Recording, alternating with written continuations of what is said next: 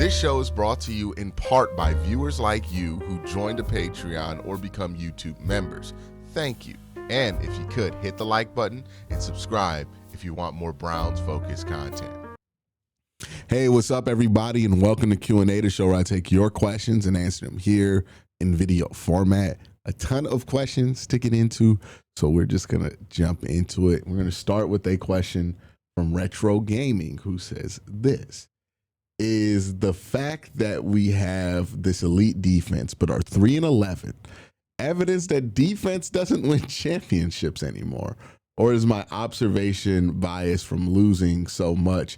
It seems drastically more common to make the playoffs with an elite offense, but a bottom defense than the other way around. Personally, I thought the idea has been dead for a while, but I still hear older fans talk about how defense wins championships. Well, I mean, the Philadelphia Eagles just won a championship last year with a defense that led the way for them, right? Like, this ideal isn't old or outdated. It literally just worked last year, right? Here's the issue that the Browns have, and here's the issue that I think you're having with that statement. Defense can still win a championship. You can definitely win a championship with defense being the best thing that your team has to offer. It has happened before. It's happened recently. It's going to continue to happen.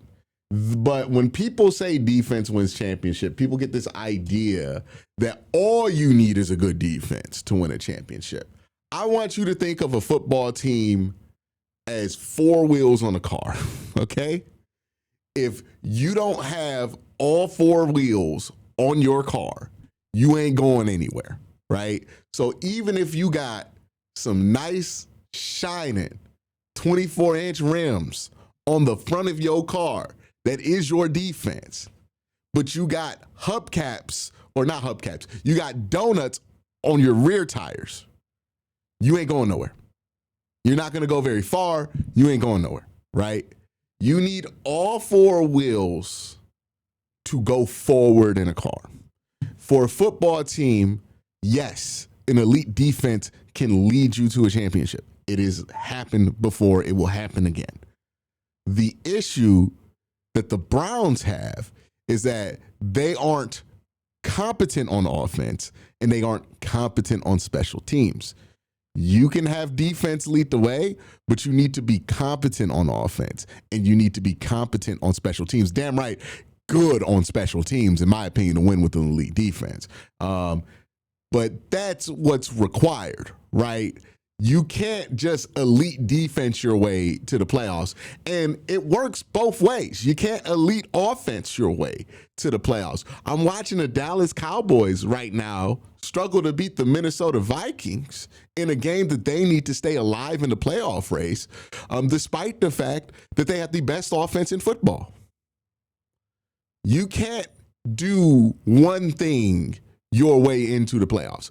The Bengals are another great example of this. I'm sure somebody already brought it up, but the Bengals haven't made the playoffs in the last 2 years, despite having one of the most high-scoring offenses in the league, because they have a terrible, terrible, terrible defense.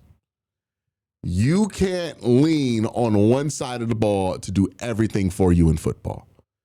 Everybody has to be able to at least hold their weight. Offense has to be able to hold their weight. Defense has to be able to hold their weight. Special teams has to be able to hold their weight. Most times, if you're trying to win with one bad unit, you need special teams to be good. But you're not going to do much when special teams is terrible and your offense is terrible, right? The Browns' issue is that they have an elite defense, but they have a below NFL quality offense and a below NFL quality special teams unit. And no amount of elite defense can save a team from that fate when that's what's going on. The same way that if the Browns had an elite offense right now, but one of the worst defenses in the NFL and one of the worst special teams units in the NFL, the Browns would be also a 3-win team. You need all four wheels on the car to go forward. You can't expect one unit to pull all the weight, whether it be offense or defense. I think that is what you're seeing when you feel like defenses don't win championships anymore. Obviously, it's not true. You look at some of the teams that have won a championship recently, defense has arguably been the best part about those teams. You look at every team that beat Tom Brady in the Super Bowl, defense was the best part of those teams. You look at even the Chiefs when they won their second ring back to back. The defense was the best thing about that team. Defense can definitely lead the way and win you a championship, and it's really hard to win a Super Bowl with a bad defense. There's not a lot of teams that have been able to do it. There's been a lot of teams to win with mediocre offenses, but really, really good defenses, but the other way around, it's harder to do because defenses give you consistency when they're out there. But what you cannot do is try to live off of defense and defense alone. If you don't have good special teams, you don't have a competent offense, you're going to stink as a football team because you don't have all four wheels to that car. So you can't go forward. I hope that makes it make more sense to you and why that's happening. We're going to jump to the next question. That's from Phil. Phil says, is there any offensive lineman or wide receiver in the upcoming free agency class that could improve any QB who starts behind center for this team? Is Watson's contract still putting a hurt on cap space for free agency? So next year, Watson's contract is not going to put that much of a hurt on this team because they're going to get an insurance policy for that contract. Also, the Browns are, even without restructuring Deshaun, which they will restructure Deshaun this offseason, even without restructuring any of their contracts, are already in a salary cap surplus. So that means that they're going to have cap space next year.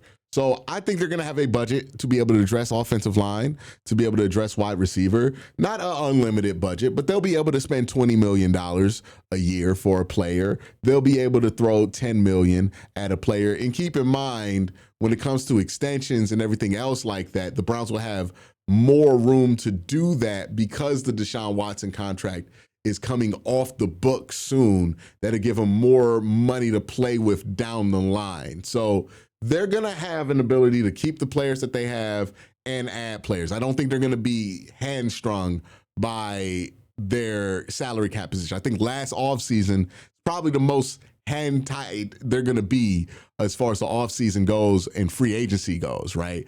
They're kind of working their way out of all the consequences of the Watson contract because they have their draft picks back for a second year in a row, and they'll have cap space come back to them as each year goes forward from here on out. So they should be able to have the ability to address a lot of these things in free agency. We're going to continue on with these questions, but first I got to thank my sponsor, Sleeper. Real quick, just want to let you guys know Sleeper has a new offer here.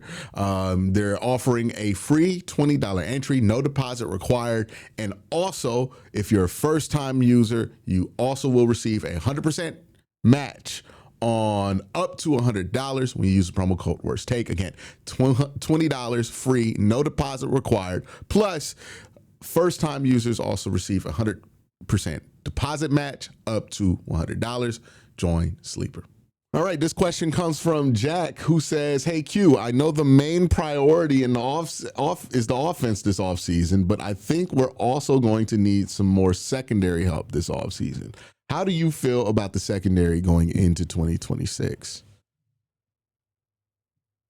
The secondary is one of those areas where you're probably going to have to throw late round picks at it because you just don't have space for corner at the top of these drafts.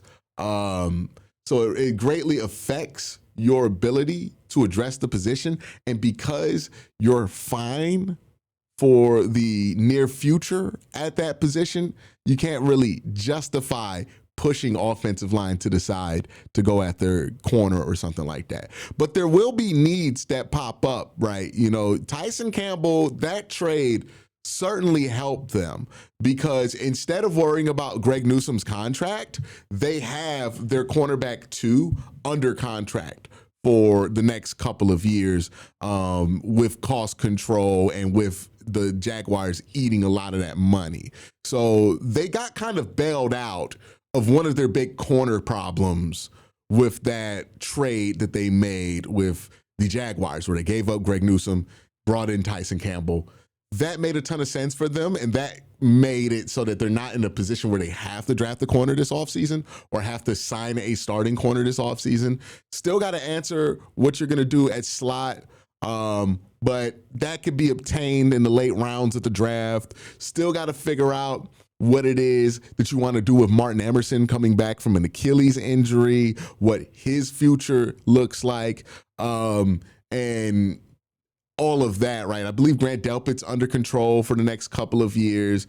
Ronnie Hickman might need an extension here, but all in all, you got problems that are going to probably start to show its head in 2027.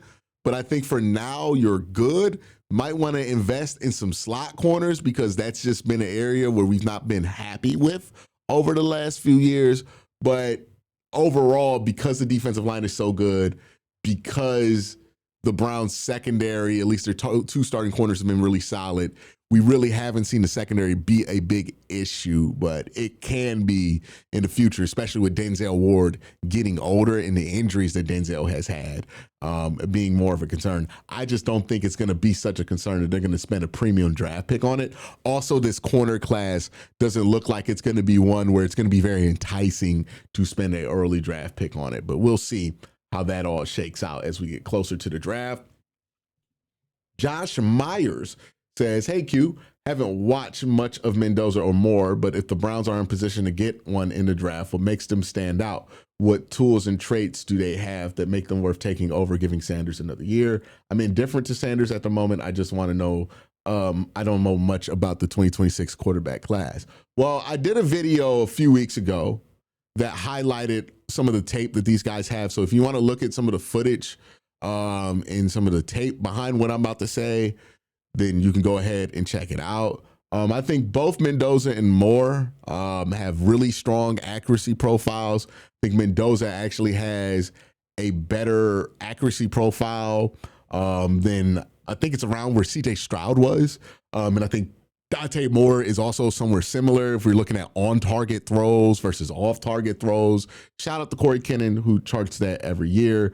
But he says that those guys are about similar here with the accuracy profile. I think Mendoza and Moore have better arms overall than Shedeur Sanders, as well as like similar to better accuracy than Shedeur. I think Moore and Mendoza's ability to drive footballs down the field is much better than what Shedeur's is. Shedeur can throw a deep ball. He can throw a really nice, pretty deep ball. But when I say drive, I mean like step on the dig and then drive it within a tight window. I don't think Shedeur is a tight window thrower. I think he's more of an overhead window thrower, which is still pretty useful. I think Mendoza also a fantastic deep ball thrower. Same thing can be said with Dante Moore. And they come into the NFL with less things to worry about, right? With Shedeur, you have the question of how he's played versus some of the better competition he's had, which hasn't been great throughout his entire football career. You look at the Jackson State stuff when he's played some of the best competition in the SWAC or MEAC when he had those Celebration Bowls. It's been up and down results. Sometimes he was pretty good. Sometimes he had some more questionable games. You look at his college stuff, right? Going up against those elite college football defenses he played against, didn't look great. The game that he had his senior year against Nebraska, the game versus BYU in the bowl game. There's a lot of questions that come up with like how well does Sanders play in these big games? How consistent is he versus these elite defenses? With Dante Moore and Mendoza, there's less questions about that from their college tape because Dante Moore plays in the Big Ten. He's had those big games versus big teams. He's played well in those big games versus big teams. Certainly not much of a question for Fernando Mendoza, who has beaten Oregon on the road and beat Ohio State in a neutral site game, made big time throws to close out both games. So there's really not much of a question there. I also think with Mendoza, there is starting to be this clutch factor that is being developed around him, right?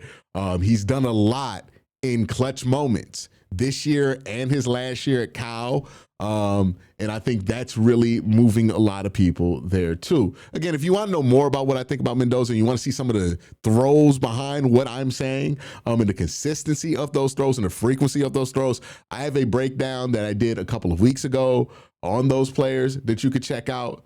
But I think that's just kind of a brief overview for why it is that there are a lot of folks who prefer those two prospects over Shedeur Sanders if we're just looking at what they were coming into the league. I think there's a lot to like about Mendoza and more that Shedeur didn't offer coming out of college. And there's no disrespect to Shedeur. I just like those two prospects a lot. The next question comes from Guttural Darkness, who says, looking like the AFC North is all over the place. I think all teams are in a similar boat one way or the other. Do you really think we are so bad off the rest of the division? Obviously, we need receivers, O-line, special teams, but do you think it'll be years and years until we're competitive or sooner? No, it never. The thing about football is it's not baseball, right? Like, there's no real 5-year plan in football. You can get things right in a couple of off seasons and that can turn into success, or everybody can get fired, right? So I don't think it's going to take forever if this team gets some things right in the off season to get where they need to be, especially in this division where you just have questions about the future of some of these teams. Like the Ravens look like they have capped out their max of what they could be, and they're just kind of sitting there in stasis. The Steelers, they have huge questions about their future. It's an old roster that's not getting younger anytime soon. There's a 40-year-old quarterback and no real path to get a quarterback anytime soon. The Cincinnati Bengals have a quarterback, but don't have a clue about how to build around that quarterback and have consistently missed the playoffs even while having a franchise quarterback. So no, the AFC North is not this impenetrable beast that it was a couple of years ago where Lamar was playing his best football and Joe Burrow was playing his best football and Mike Tomlin was peak Mike Tomlin, right? It's not that anymore. There have been cracks in the Mike Tomlin facade. The Joe Burrow thing looks like it has capped out in Cincinnati, and I think you could say something similar about the Baltimore Ravens. The Browns get quarterback right soon. They put the right pieces around that quarterback soon. They could become what Drake May has become for the New England Patriots in this division and take it over in just a year. It could happen for them. I know people aren't accustomed to hoping that good things happen to the Cleveland Browns, but that could certainly happen for the Cleveland Browns. The division is wide open for a takeover. It's going to take them getting some real critical decisions right for once to be able to do that, but they could do that realistically with what they have in front of them when it comes to draft, when it comes to free agency, and when you look at the rest of the landscape of the AFC North, which isn't that good. So thank you for the question, Guttural. All right, the next one comes from Daryl, who says this: I was encouraged by Shedeur stepping up in the pocket and eluding the defense and even scrambling a few times. That said, to me, his arm strength and accuracy looked questionable today. Was he under that much duress and that affected everything, or was he not getting through his progressions fast enough? Seemed like to me he holds the ball forever.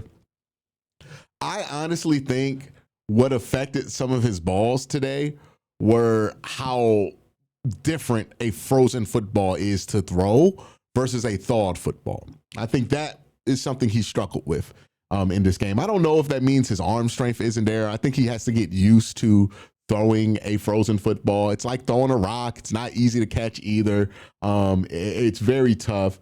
As far as him holding on to the football, there are some times where you do feel like he takes a little bit longer to process than what you would want, but I'll give him credit. I don't think that was what was happening in this game. Again, I got to look at the film to really know, and that breakdown will come out later tonight, but that's kind of where I sit on this whole thing, right? Like, I want to see the film. I want to know what was actually going on, what wasn't, because, I don't think it's going to look as bad as it did on like the stat sheet on film, but you do want to confirm before you really say too much either way.